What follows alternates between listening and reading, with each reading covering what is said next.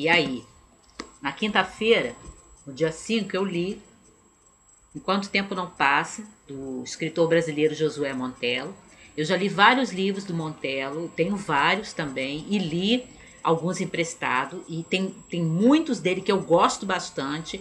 O Montello tem uma escrita assim muito serena, muito tranquila, né? Já foi até comparada à escrita do Machado de Assis. E o tema desse livro, assim, a grosso modo, né? O enredo básico dele é a história de um psiquiatra que ele se apaixona e se casa com uma jovem que tem surtos de depressão assim violentos, né? Até alguns personagens na história levantam a hipótese de que ela seja psicótica mesmo. E aí é um tema bem dramático, só que eu achei que nesse livro, e eu não senti em outros livros do Montello, que às vezes são muito dramáticos, como O Silêncio da Confissão, por exemplo, que é um romance dele que eu já li, que eu gostei bastante, que é muito dramático. Mas nesse livro aqui, de alguma forma, essa escrita tranquila, essa escrita serena do Montello não casou bem com esse assunto. Eu acho que em alguns momentos aqui, se o Montello tivesse sido um pouco mais dostoievskiano, né, assim, mais intenso nas suas expressões e nos diálogos, de repente teria passado mais emoção. Eu achei alguns momentos que deveriam ser emocionantes ficaram um pouco mornos. Mas é uma boa escrita. E eu não acho isso sempre, né? Porque eu já li outros livros em que o tema é dramático e que a escrita dele deu conta do drama da história. Mas aqui, de alguma forma, não, eu acho que não casou bem, não combinou. Eu dei 3. Porque a qualidade do texto é boa e a história é interessante, mas tem alguns momentos que ela ficou um pouco. Não emocionou, né? Depois eu li esse aqui, na sexta-feira, o primeiro romance que eu leio dessa inglesa, a Barbara Pym, Uma Relação Imprópria. E é Crônica de Costumes, né? Eu nunca tinha lido e eu gostei muito. Ela tem umas frases assim, de uma ironia muito pertinentes, muito certeiras, né? E aquilo no meio de um diálogo, ou um personagem fala uma coisa, aí você, né, chama a atenção da gente, que a gente vê, nossa, ela disse uma coisa tão interessante aqui, ela não fica assim chamando a atenção, com exceção de uma frase que eu acho que ela não deveria ter repetido tanto, que na primeira vez que aparece num diálogo, né, já chama bastante atenção, que o ambiente aqui é uma cidadezinha, né, na Inglaterra, e aí você tem aquelas figuras assim de interior, né? Esse livro foi escrito nos anos de 1960. E você tem, né, o pastor, você tem a esposa do pastor, você tem a irmã da esposa do pastor, que é uma jovem assim meio desesperada para casar, né? Eu fiquei até assim achando ela muito desagradável por causa disso. Você tem a biblioteca que funciona ali naquela região, né, e que tem uma certa importância, porque são todos frequentadores da igreja anglicana, né, da qual o pastor e a esposa fazem parte, que aqui é chamado do vicariato, né, que é a forma inglesa, né, de se você falar da igreja e da moradia do pastor e da esposa, né. E na biblioteca você tem um bibliotecário-chefe, que é um homem assim bastante desagradável, né? Ele é uma figura muito invejosa, muito ressentida com aquilo que alguns personagens têm, como, por exemplo, uma das funcionárias dele, que é bibliotecária, né? Que eu gostei muito dela. Eu não sei se eu vou pronunciar o nome dela certo, a Yante. Eu gostei muito da Yanti porque a Yanti ela tem assim um mundo interior muito rico. Ela gosta muito da solidão, né? Ela não vê a vida dela como uma vida assim sozinha, no sentido de ser solitária. Ela não é, por exemplo, como a Penélope, né? Que é a irmã mais nova da esposa do pastor, que é aquela figura desesperada. Por isso eu fiquei um pouco na dúvida se eu continuei gostando tanto da Yanti quando ela se apaixona, porque eu acho que rompe um pouco aquela impressão que eu estava tendo dela, né? Aquele prazer que eu estava tendo com ela, do fato dela ser uma pessoa que gosta de estar só, não se sente desesperada, né, para estar com alguém e que tem aquela vida interior mesmo, né? Ela gosta de voltar para casa dela à noite, de tomar o chá, de ligar o rádio, ouvir música clássica, de pegar um bom livro, né? E eu achei esse lado da Yanti assim, muito encantador. Ela é uma figura que parece que tem um mundo dela. E aí, quando ela se apaixona no livro, isso eu não sei se eu gostei. É bem escrito e tudo, mas essa parte eu fiquei assim meio, não sei se eu gosto, se eu não gosto. Até agora eu não sei se eu gosto ou se eu não gosto. Mas o livro é uma delícia. Aí você tem, por exemplo, uma frase aqui que um outro personagem diz, né? Para um outro membro da igreja que também prega, né, numa outra congregação, mas uma congregação assim de pessoas abastadas. Aí alguém diz para ele, alguém tem que pregar para os ricos. E aquilo sai assim, no meio do diálogo, sai de uma forma tão irônica e ao mesmo tempo muito apropriada, né? Eu achei uma delícia, eu achei uma delícia, eu achei uma delícia. É crônica de costumes e tem muitas observações humanas aqui.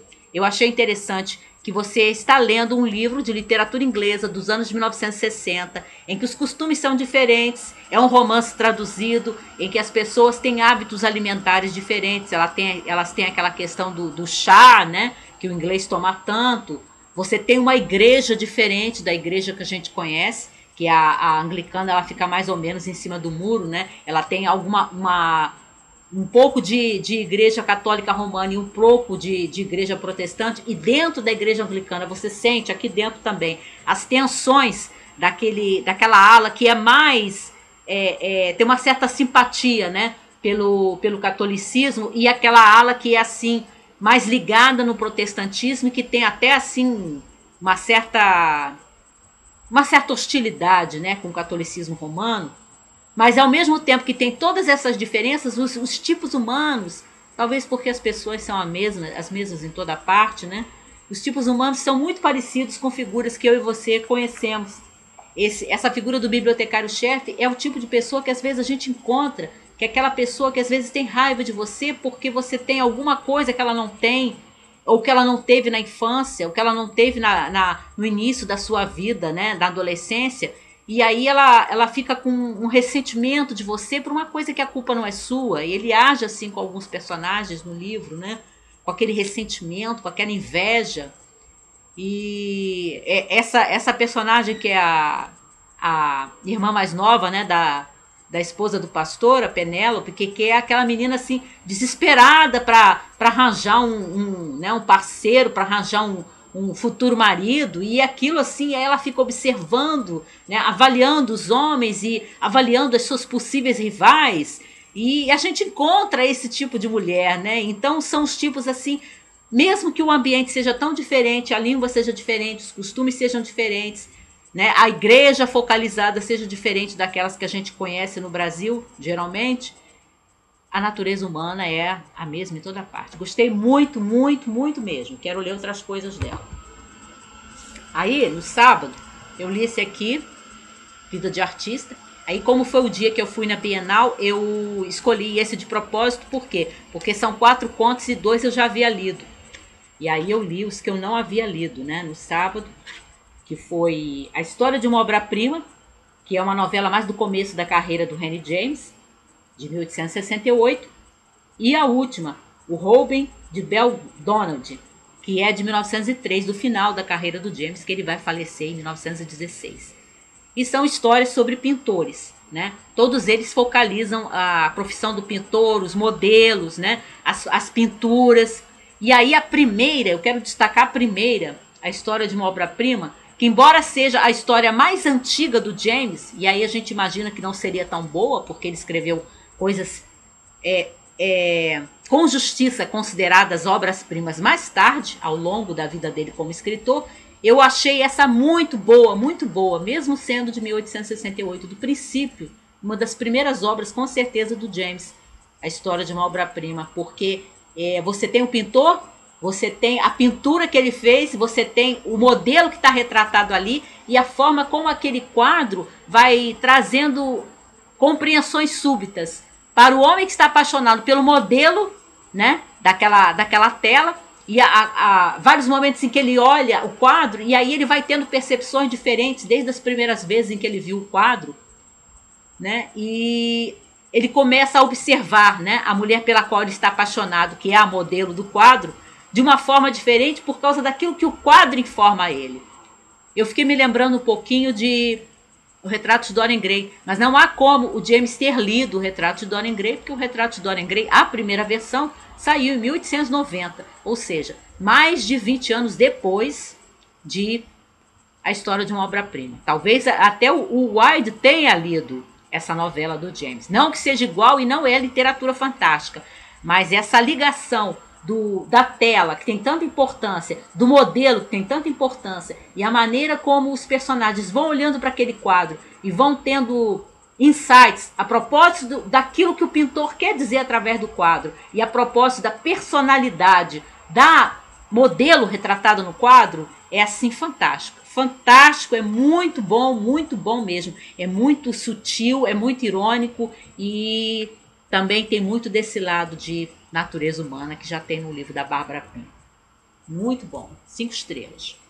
E hoje eu li esse aqui, Lance Mortal, do William Faulkner, que são 6 contos, na verdade 5 contos e uma novela, porque a última, que dá título ao livro, é mais extensa, tem mais de 100 páginas. E é muito bom também dei 5 estrelas, porque é o livro que eu escolhi do Faulkner. Eu sabia até que seria uma coisa mais densa para ler para o mês da leitura mágica, mas eu estou com tanto livro do Faulkner para ler que eu escolhi esse. E eu escolhi esse porque eram contos e porque eu tinha lido que são contos policiais do Faulkner. E aí aqui atrás dá até informação, né, que o Faulkner tinha acabado de ganhar o Nobel, e aí ele lançou esse livro em 1949 e a crítica caiu de pau em cima dele porque ele era já um escritor que tinha ganhado o Nobel, e como é que ele estava escrevendo histórias policiais, escrevendo um gênero menor, ou seja, estava vendendo a sua arte, só queria ganhar dinheiro. Mas isso aqui é muito bom, é muito bom, é muito bom. As histórias, né, seguem sempre com o mesmo personagem, que funciona como se fosse o detetive da história, que é o promotor desse condadozinho, né, desse condado do interior do sul dos Estados Unidos, que é fictício, inventado pelo Faulkner, que eu não vou tentar pronunciar aqui, porque é um nome meio difícil de pronunciar, o condado. Esse Gabe Stevens, que é o promotor, e ao longo de todos os contos e da novela final ele funciona como se fosse o detetive da história. E o primeiro conto já é soberbo, o Fumaça, porque ele tem toda a estrutura daqueles capítulos finais de certas novelas da Agatha Christie, em que você tem o Poirot reunindo todos os suspeitos, e aí ele começa a fazer aquela explanação, né, de como é que ele chegou à descoberta do criminoso, e aí, quem já leu sabe, né, que aí o Poirot começa a falar e parece que ele vai acusar uma pessoa, aí ele desvia, né, e aí vai por outra direção, aí ele começa a falar de uma forma que parece que está implicando um dos outros ali, que está ali presente, que aquele suspeito seria o verdadeiro criminoso. Mas aí não é, ele continua falando, até chegar ao verdadeiro criminoso que está ali presente. E a estrutura desse primeiro conto, Fumaça, é exatamente essa. Você tem os primeiros parágrafos do conto, em que aí você tem a revelação de qual foi o crime, né? Como é que aconteceu o crime, quem foi que morreu e tudo. E a parte final é o Gabe Stevens fazendo, né, essa reunião com alguns personagens ali, em que ele começa a falar e que você pensa, ele vai dizer que foi o fulano. Aí não é o fulano. Aí ele continua falando, a gente fica pensando que é um outro personagem que está ali, não é aquele ainda. Até finalmente ele chega no verdadeiro criminoso. Inclusive arma uma armadilha para pegar essa pessoa, que também lembra, né, alguns recursos do Poirot. Mas é escrito da forma do Faulkner, de uma forma muito mais enviesada, de uma forma assim, até mais intrincada, né? É uma escrita assim que você precisa prestar mais atenção, os parágrafos são densos, né? São extensos mesmo. Não é aquela escrita assim mais direta, mais funcional da Agatha Christie. Mas a estrutura do primeiro conto é exatamente esses capítulos, né? Que geralmente é o capítulo final de várias novelas policiais da Agatha Christie. E todos são bons. Eu daria o voto para esse, o Fumaça, Mãos sobre as Águas, Um Erro de Química, que também é um conto assim policial por excelência, porque ele também tem armadilha, ele também tem aquela coisa do criminoso que quer tanto melhorar o seu crime, que por fim ele comete um erro, né? Isso inclusive aparece em certas histórias do Sherlock Holmes também, né? O criminoso parece que vai se safar, aí ele se esquece de um pequeno detalhe, né? Naquele detalhe que ele cai por terra. Aí isso também está em Um Erro de Química. É muito bom, muito bom. São realmente contos policiais e uma novela policial, embora no caso da última, o crime não chega a acontecer, ele é evitado porque o promotor descobre, né, deduz que aquilo vai acontecer e consegue impedir. Mas é realmente com todos com estrutura policial, com assunto de romance policial ou conto policial, mas na forma elaborada, na forma intrincada, naquela escrita assim, cheia de voltas e volteios que o Faulkner faz, né? Muito bom mesmo, um 10.